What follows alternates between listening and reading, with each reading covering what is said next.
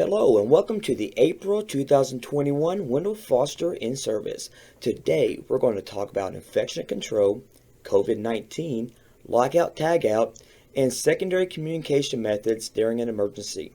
Before we get started, it's important that we look at Wendell Foster's mission and vision. Our mission at Wendell Foster is to empower people with disabilities to realize their dreams and potential. This mission is possible through our vision, which is to be the premier provider of rehabilitative, community-based, and residential services. It's through our mission and vision that we're able to help people gain positive control over their lives. And now let's move on to our in-service for today. And we're going to start off with infection control.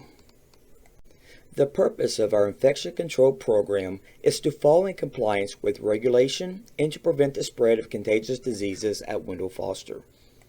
One of the primary ways that we can be successful in preventing the spread of infection is through proper hand washing techniques. Now, we need to understand that washing your hands properly is not enough. We also need to wash them frequently. So be sure you wash your hands when you have come in contact with any body fluids, after smoking a cigarette, or when you're returning from your break, after using the restroom, and really anytime that you touch an object that may be frequently touched by other people. So to be honest, we should all probably wash our hands more often than we do. And we should do it not just for our own safety, but also for the safety of our co-workers and the people that receive services here. They put their trust in us to be diligent in preventing infections being spread. So we really have an obligation to ensure that we live up to their standards. So when washing your hands, be sure that you remove all your jewelry on your fingers and wrists, and then turn the faucet on. Allow the water to warm up. Room temperature is fine, but room temperature is better than cold water. And then you're going to want to completely wet your hands and apply a lot of liquid soap. While rubbing your hands together, you want to work up a good lather with the soap and pay attention to the area between your fingers and under your fingernails. Don't forget to wash your wrists also. And the scrubbing and lathering should last for about as long as it takes to sing the happy birthday song. When you finish rubbing your hands together, go ahead and start rinsing thoroughly with your fingers pointed down. Once finished, go ahead and blot your hands dry using a paper towel, and finally, turn the faucet off with a paper towel and dispose of it in the trash can. Other ways that you can prevent the spread of infectious agents is through the proper use of personal protective equipment. These are called PPEs, and it includes gloves, masks, gowns, goggles, face shields, and resuscitation equipment. When you pair this with proper hand washing, PPEs can reduce the transmission rate of infectious agents. You'll want to wear PPEs anytime you may come in contact with anybody's body fluids. It's always better to err on the side of caution and put your PPEs on just in case you may come in contact, even if you're not really sure or not. So what we see here are some examples of situations in where you'll definitely want to wear your PPEs. Anytime you're emptying a urinal out or a bedpan, go ahead and put on goggles and gloves. You can put on a gown too and a face mask just in case there was anything to be splashed up. Also, when assisting anybody with cleaning up blood spills or vomit, make sure you put your gloves on, maybe some booties. And anytime that you're going to help somebody by performing minor first aid, definitely at least put on a pair of gloves. And make sure when you're finished wearing your PPEs, you take them off, dispose of them properly, and wash your hands. Anytime that you do have an incident where your eye, mouth, or other mucous membrane come in contact with a body fluid or infectious agent, it is considered an exposure incident. These incidents can occur through a needle stick being bit hard enough to where it breaks the skin, or even having something like urine being splashed in your eye. Now, of course, these are just a few examples. There's many more that are out there. In the event that you do have a substance that gets in your eye, you're definitely going to go to the nearest eye wash station and flush your eye with the entire bottle of eye wash. Then immediately contact a nurse on duty and have them assess you. Once the assessment is completed, a copy of the incident report should be turned into Human Resources. If a potentially infectious substance does come in contact with a wound or non-intact skin, you should immediately see the nurse and clean this wound per the instructions of the nurse. And then complete the incident report and make sure you turn that into human resources. If there's an accidental needle stick, this area should be immediately washed with soap and water. And then the nurse on duty should be contacted immediately so their instructions can be followed. Once finished, complete and turn in an incident report. And now we're going to talk about infectious agents, and in particular the transmission, their symptoms, and their treatments. Hepatitis B is also known as HBV. This is a blood-borne virus that destroys liver cells. And as we see here, there are 6 primary symptoms of HBV. This includes jaundice, which is a yellow discoloration of the skin, stomach pain, and joint pain. Hepatitis B is spread through body fluid transmission. The common way this happens is through a needle stick or unprotected sex. So to prevent the spread of hepatitis B, it's important to practice safe sex, not share any needles, and ensure that clean instruments are used if you're getting a tattoo. The hepatitis B vaccine is offered to all Wendell Foster employees at orientation and once a year after that. Anybody that thinks they've received the vaccination in the past can receive the antibody test before going through the full vaccination process. If you're interested in the HBV vaccine, please contact Human Resources. Another infectious disease that is spread similarly to hepatitis B is the human immunodeficiency virus, also known as HIV.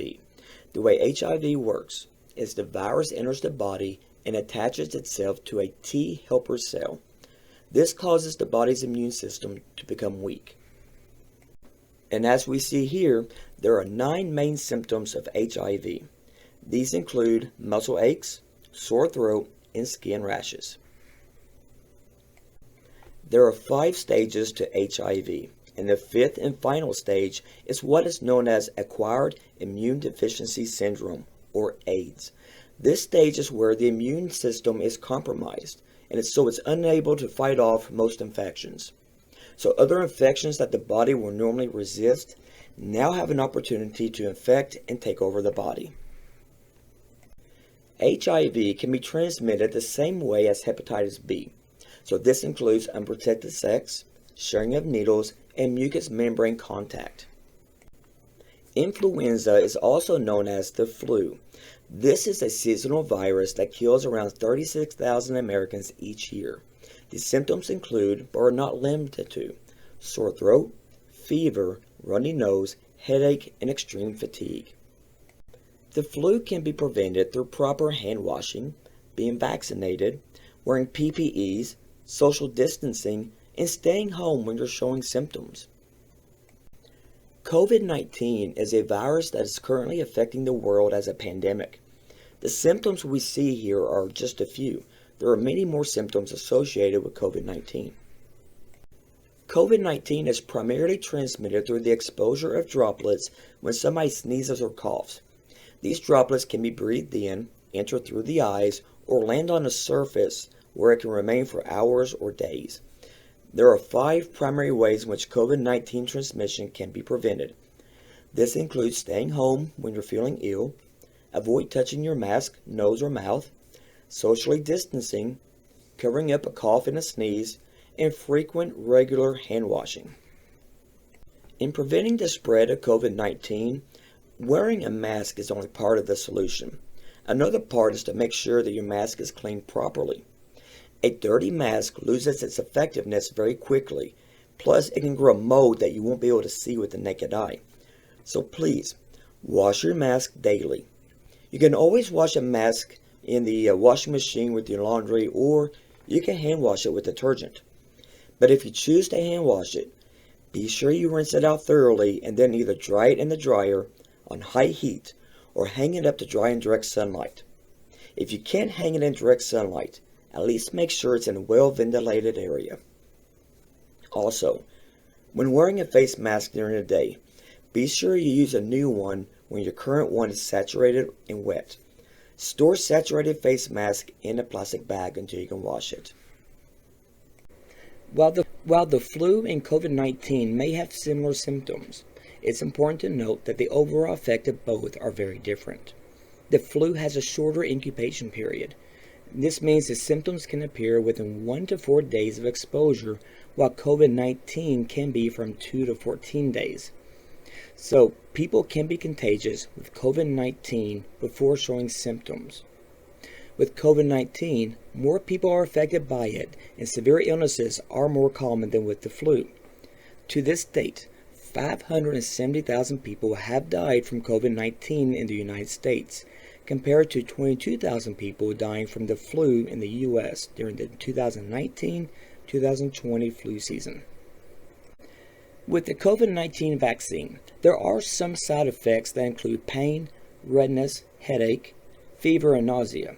So it's recommended you have a conversation with your doctor about if the COVID-19 vaccination is right for you.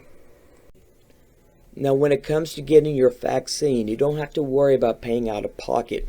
That's because the federal government is providing the vaccine for free to all people living in the United States, regardless of health insurance status.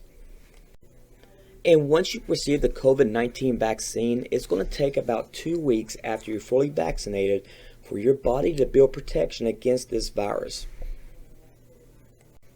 And this is great news for any employee that is fully vaccinated. Staff members that fall under the mandatory testing with the state. Now, this is anybody that would enter the ICF. Can discontinue getting tested after you're fully vaccinated, which will be 2 weeks after that last dose. Now, for this to take place, as an employee, you need to make sure you bring your vaccination card to Human Resources. If you don't, you are going to be required to be tested every other week. So what does it mean to be fully vaccinated? Well, people are considered fully vaccinated 2 weeks after they receive their final dose of the COVID-19 vaccine. So if you want to get a COVID-19 vaccine, you can go to all the places that we see right here. And this includes Owensboro Family Pharmacy, Kroger's Pharmacy, and the Davis County Health Department. You could also go to Myers, Pools Pharmacy Care, Nations Medicine, CVS, or Walgreens. Now, a complete list of locations near you that offer the COVID-19 vaccine can be found at www.vaccinefinder.org. And now we're going to talk about a policy and procedure that keeps our employees safe. This is called Lockout Tagout. Lockout Tagout is a set of specific practices and procedures that's used to protect employees from injury while they're working on equipment or machinery. When talking about Lockout Tagout, there are 2 types of employees that will be addressed. The first is the affected employee, and the second is the authorized employee. Affected employees are the ones that must recognize when Lockout Tagout is being used. They should understand not only what Lockout Tagout is, but why it's being used. They should also understand that they're not to tamper with any Lockout Tagout device. So what we see here are some great examples of who would be an affected employee. It is anybody whose job does not include repairing or maintaining machinery or equipment. So since we've defined the affected employee, let's go ahead and define who the authorized employee is. Authorized employees are the people who have a duty to service or maintain a piece of machinery. At Wendell Foster, this can include our maintenance men or contractors. Authorized employees are people who be placing the lock or tag on any equipment to prevent them from being used. So in layman's terms, locking out is the applying of a lock to a piece of equipment or source of energy. This lock prevents the equipment or source of energy from being turned on. For example, if maintenance was installing a new electrical outlet, they need to turn the power off to that location. This is done by flipping the breaker to the off position.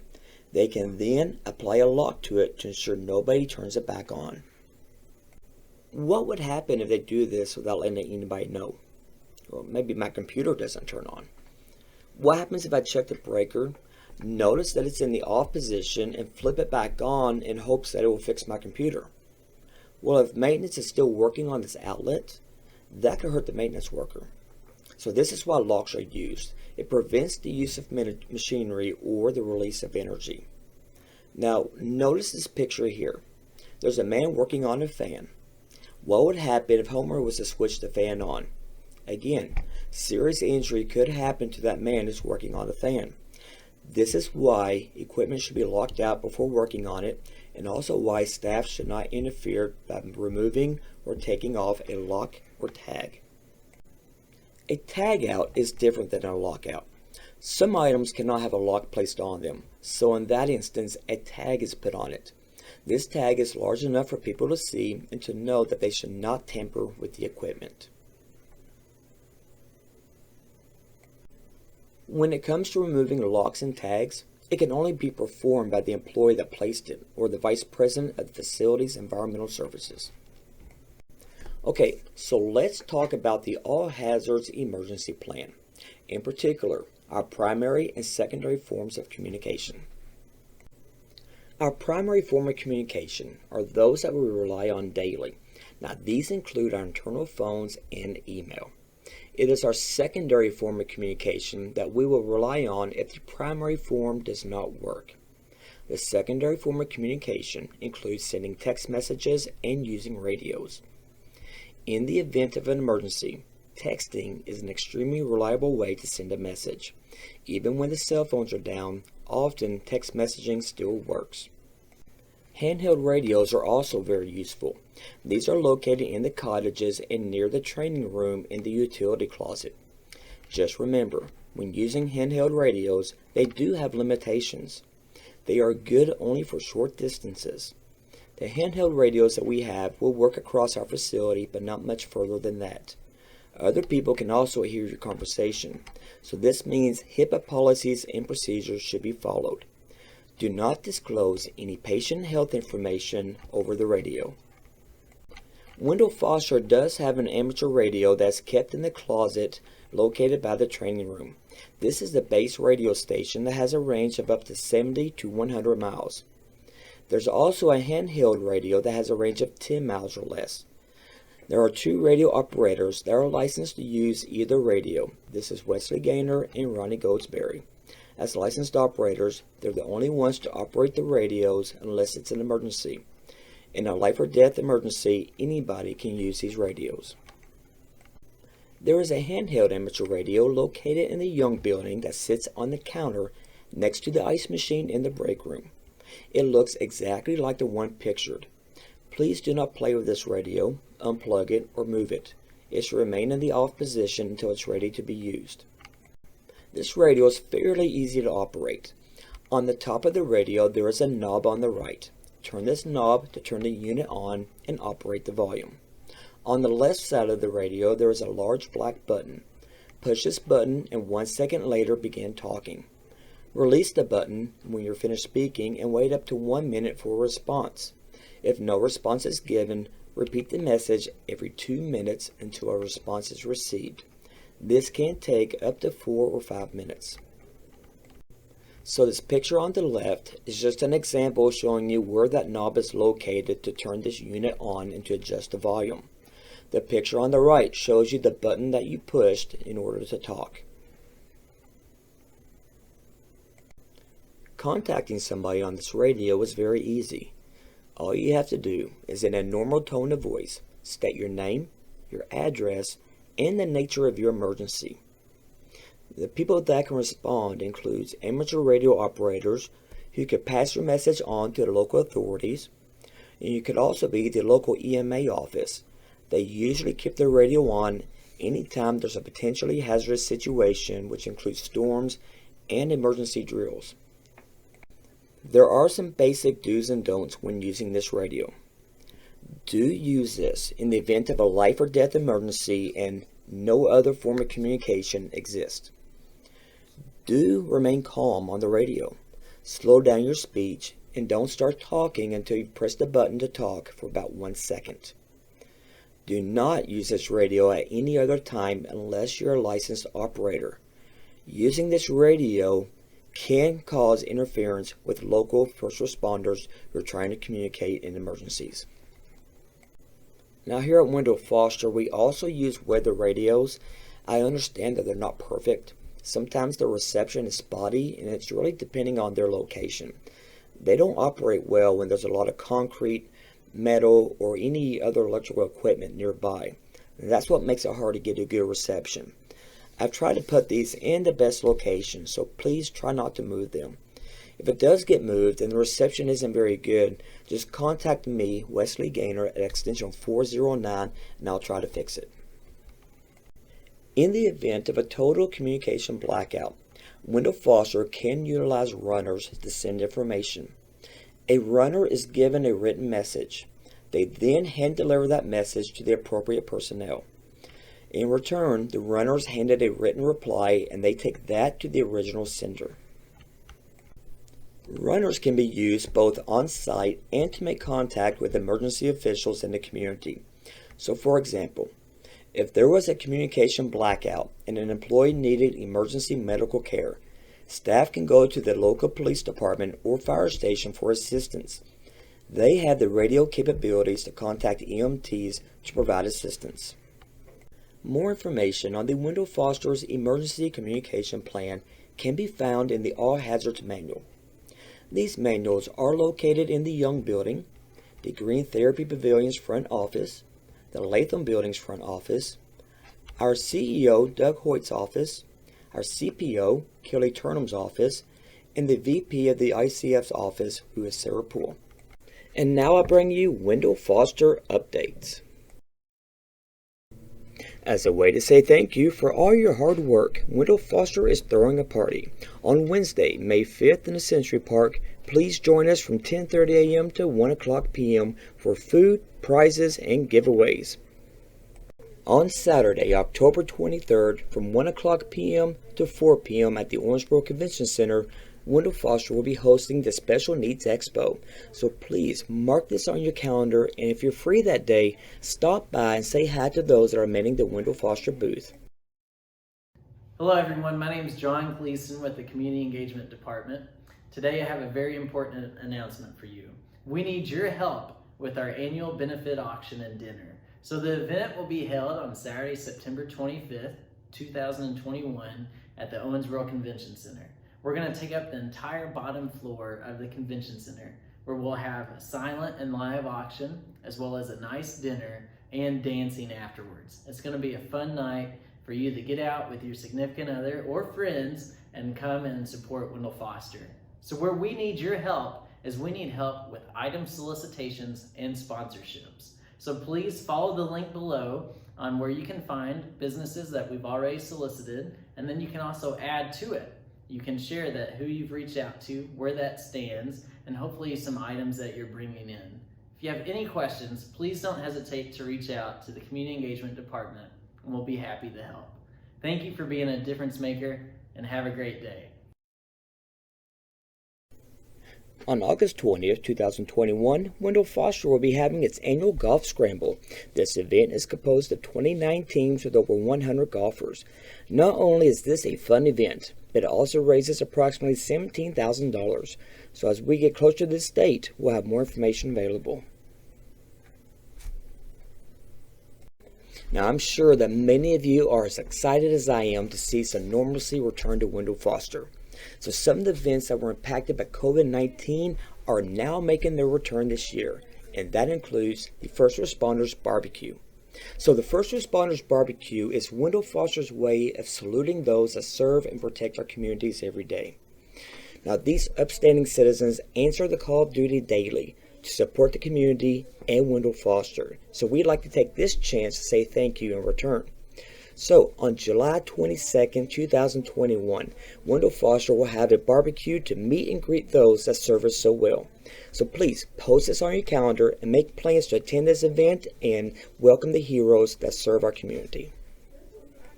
Alright, so if you haven't heard, Wendell Foster has a new Facebook page. So please help us make this page grow by checking us out and liking us today. This page is called Wendell Foster Inc. Now, as you can see, by simply going to the page itself and clicking on the three dots on the top right hand corner, you can have a drop down menu appear. This allows you to invite all your friends to see the great work that we do here at Wendell Foster. So please help us spread the word about what we do here and why we're so great. On November 13th, 2021, Wendell Foster will once again be hosting its annual half marathon. This fun event does rely on volunteers to make it possible, so please mark your calendars and use the website above or the QR code on your test to sign up for volunteer slots today. The Civitans Club is another great opportunity for you and your family to give back to the community through a little volunteer work. Just by volunteering one Saturday a year at the bingo hall, you can make a difference to others. The Owensboro Civitans Club is an organization that donates monthly to Wendell Foster, so this is a great way to help those that help us. Now, I just mentioned a lot of ways in which you could volunteer and help us empower people to realize their dreams and potential. In order to make volunteering easier, I've placed QR codes at the bottom of the test. By having your phone camera focus on the code and following the link, you can easily sign up for any of those events I previously mentioned. And that concludes the April 2021 in-service. Thank you for your participation. Please complete your test and turn it in to your supervisor. If you have any questions on the information shared here today, please contact me, Wesley Gaynor, at extension 409. Thank you.